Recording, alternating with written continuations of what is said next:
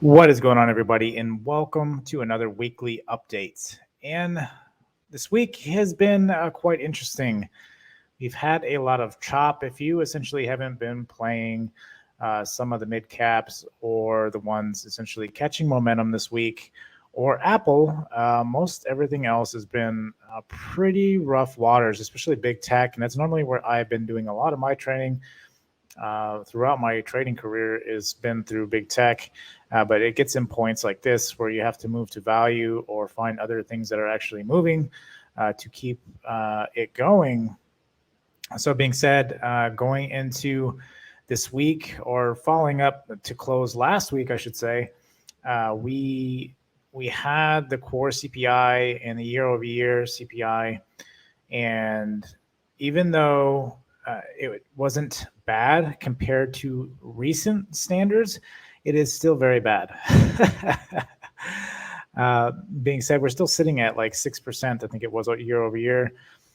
So it's like historically bad, but given the situation, current circumstances, it has been on par, which I think is a more positive sign for the market, as opposed to trying to look at it as a whole and where we're standing, just because of we've had all the panic and everything, and the market becomes numb after it hears something for so long, and that's kind of the effect that we're getting here. So being said, that leads into this week, which is going to be a very big and historical week, leading into tapering. What are we doing? What is the time frame that we're going to start tapering? If I had to guess, Powell will probably actually I wouldn't be surprised if he actually implements rate raises this year. I wouldn't be surprised if they probably won't be able to squeeze it in this year, but very early next year is something that I am seeing. And as long as he remains hawkish, remember now he changed his tune to hawkish over the last essentially conversation he had with the Senate. So being said, he did relay that it wasn't transitory anymore. But also being said, I don't think the transitory thing, I think, will play itself out in the future and really determine if it was or was not. Again, there's still a lot of supply shock, and there's a lot of other different things going on with the supply chain other than just the pandemic. So being said, we got to kind of let that shake out and kind of see, looking back at what it's ultimately going to be, because now it's really uncertain if anything else comes up. Other lockdowns don't look like they're going to happen now. We will have to see on that front, but that's what we are looking for, and that is going to be on Wednesday. So Wednesday is going to be a huge day for us. We're going to have the FOMC. If I could actually do this acronym correct, FOMC announcement plus Powell. This is at 2 o'clock Eastern Standard Time, and then Powell comes on at 2:30 Eastern Standard Time to answer any questions. So volatility is not going away this week. You might see a lot more chop until we get specific answers from Powell. The market, I don't think, is going to make a move. You're going to get a lot of these onesie twosie runners. Momentum stocks. We do have some good earnings on Adobe and FedEx on Thursday, so it's going to be after. But I think once this occurs, once we get digestion or whatever happens during this week on Wednesday, we're going to start getting movement. Whether it's up or down, we're going to find some movements. Although everything is really leading to the upside, the market has really tried to sell, and it's having a really tough time trying to sell. It's also having a really tough time trying to move up. The market wants it to sit in this spot until it determines what Powell's next move is, and then we shall see. So this week, if the market starts to move, I mean, any big fang, you could throw it up here. So I got Tesla, I got ASML, I got Amazon Shop. Those are two big e-commerce ones, and Etsy as well. Roblox, I want to watch if it starts to sell off. F sells in a good spot in the daily.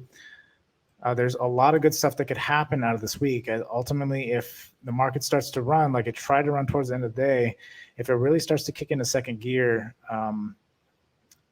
you just buy down the beaten down stocks. Now, FANG has been really beaten down. It's been mostly value and banks. They've been kind of pushing us up. And Apple, like I've said, I think Apple's going to take a break. You're going to see Apple cool off, and then you're going to see that money flood into all these other ones that have been beaten down. And then you're going to start seeing some monster moves up into the Santa Claus rally. So being said, that's the market as a whole. Now, Bitcoin in itself, Bitcoin is taking a beating. It's still sitting at support. Again, like I've stated, I don't want it to break below this 46K mark. But aside from that, I think we're still good. We're still solid. I can see this actually basing around here. I'm waiting on Powell, I think, as well with Bitcoin. Again, inflation is going to be big. Rate raises and stuff like that are going to be another thing as well. So being said, depending when we get answers on the rates, will determine what will happen with Bitcoin. This has kind of been our inflation gauge. And also with the mass adoption, I don't really see this selling back down. I don't see this selling back down to 10K. Anything can go back down to zero, but I don't think this flushes or have that extremely essentially polarizing winner that we typically have with Bitcoin. The 3-year-long lapse of nothingness, I think, is not something that's going to happen, especially with the mass adoption and government also talking about stable coins and regulation. So being said, Tesla is the first one I have. Now, Tesla's been holding this 1K mark really well. I do want to I almost got back into this today, but if it does hold the 1K mark going into next week, I want to grab it. Definitely keep a tight stop on it. It is in channel, a bit of a channel here. I want to see if it does come back down. I was kind of hoping it would come back down to 900. Now, again, Powell can say something and the market could take a really heavy dip. It would be just enough to get Tesla close to that 900 mark and then start taking off. But on the daily for Tesla, we really don't want it to break below this. We are kind of wedging here as long as it holds that 50 on the daily. I think we're still going to be good on this. And then I think we're going to get that wedge break and start running back up. Again, I think after Powell, this will really start to move again. UPST isn't one I had on here. I do really like this. It is sitting at the 161 mark. I really don't want it to break below this. In my opinion, it's a very strong company. I do like the company as far as fundamental wise, but I want to see what happens with this and the rate raises. Once this kicks in, everything's going to start going. I think UPST is going to be right there along it. This is going to be a longer swing for me. This is a small position I have in shares, and I'm holding for this one for the long run here. And then let's see what else I got here. Got Amazon. Amazon, I'm kind of hoping it comes down to the 200 this week, this 200 daily EMA. So you're looking at that 3340 mark. Kind of hoping it revisits this before taking off. I could actually see it come all the way down to the possibly even 3300. If there's any bad news, I think if there's bad news, we're going to slam down into these hard supports, and then we're just going to take off from that point. I'm getting ready for the Santa Claus rally into the new earnings in January. So that is one thing I am looking forward to.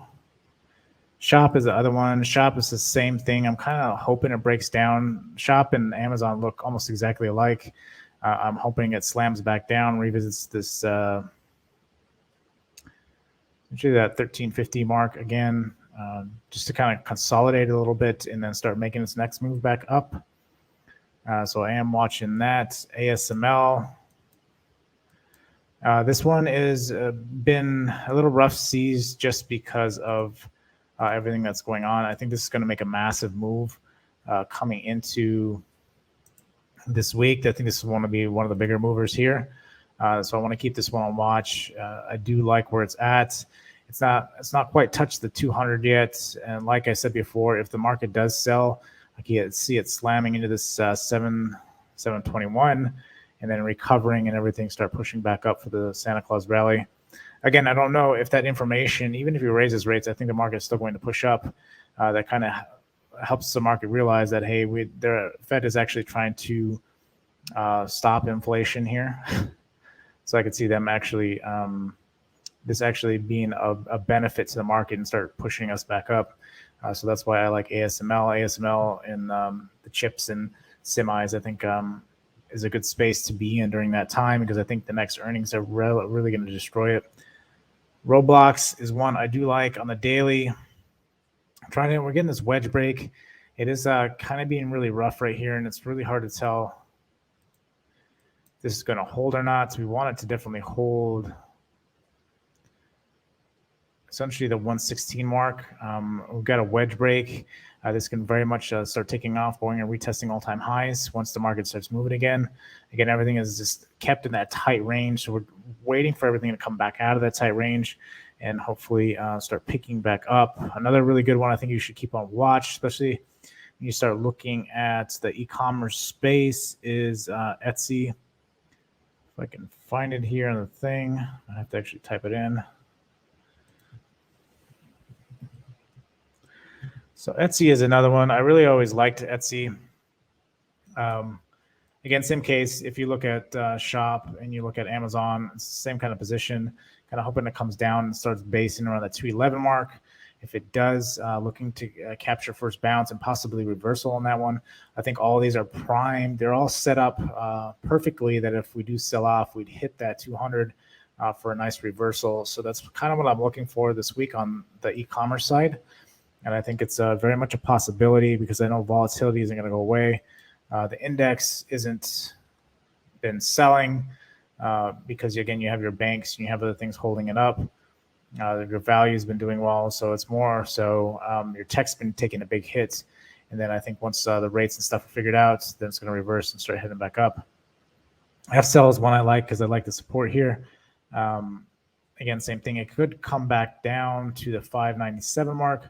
So I'm kind of watching that. It's at a support now, so you could even play here, but you don't want it below that 666 mark. Tight stop on that for possible reversal back up. But it could very well come back down to the 610 mark. If it does, though, you got to realize that you could get it's a nice basing mark here is what I do like about this. So that's why I want to keep my eye on FCell, because it does hold this range here very well. Definitely don't want it below 582. That's definitely a cut point at that. Or wait for that 582, wait for it to come down to the zone, or play this bounce here. It has bounced once out of here. The second bounce might be pretty weak and then to drop. So that's one thing I do want to keep on watch though this week. But that's pretty much what I got for this week. Again, the biggest thing is being Powell. What is he going to say? I think until then, until Wednesday, you really just have to find pre-market what is running and go with that. Go with the momentum at this point, or just sit out until we get word from Powell, and then you'll see a very big move from that point, because the market knows what it's doing from that point forward. So, being said, if you made it this far, remember to hit the like button and subscribe if you haven't already done so. Till next time, I'll see you guys later.